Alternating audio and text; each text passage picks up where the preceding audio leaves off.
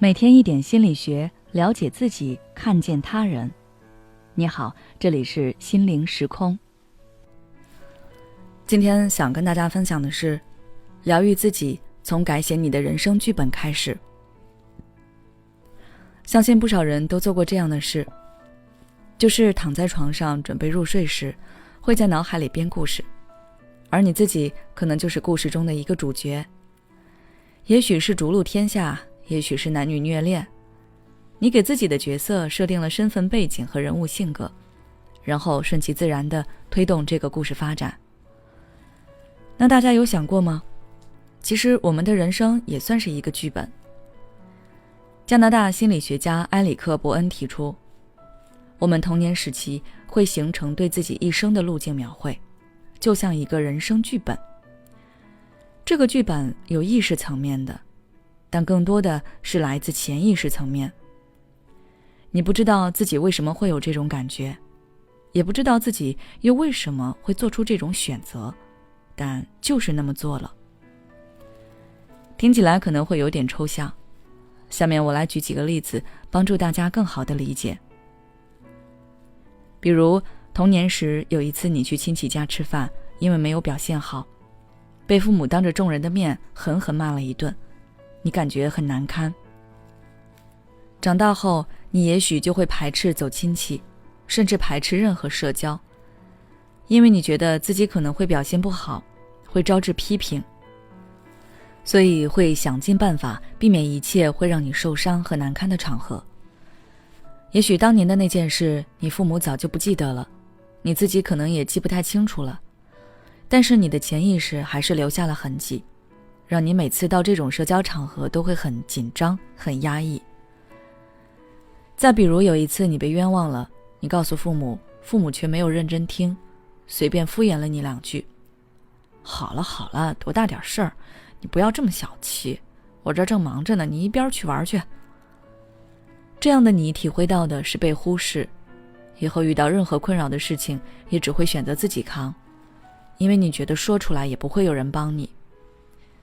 或者是他们不相信你，对你说，人家都说了是你，那肯定是你，你不要再狡辩了。这种感觉比忽视更痛苦，它是不被相信和不被支持，你以后可能对于自己的清白会异常在乎，不想让别人误解自己，就会成为一个爱解释的人。遇到某些被冤枉、被误解的情况，情绪起伏会特别大，表现出来的就是情绪暴躁，容易急眼。电视剧《人民的名义》大家看过吗？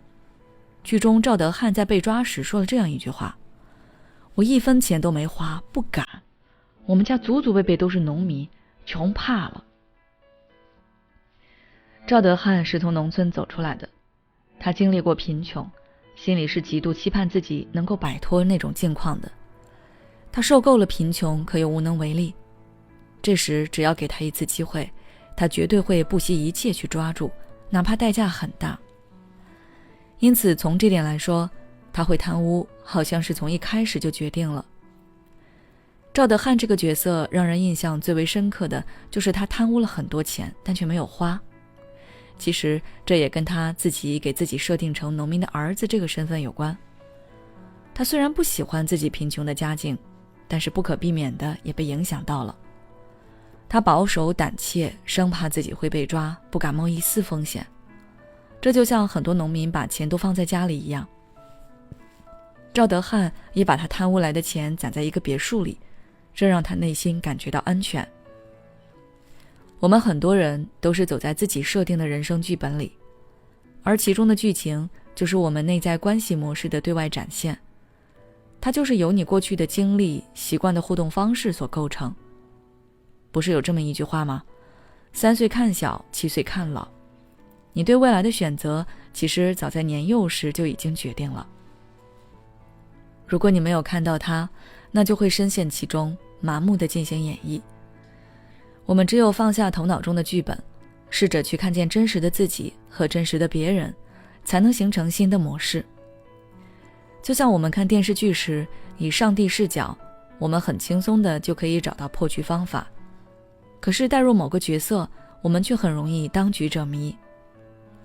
希望大家通过这期节目都可以看到自己目前的人生剧本是如何演绎的，然后向内挖掘，找到自己的内在关系模式，这样就可以看到自己一直在循环的心理机制。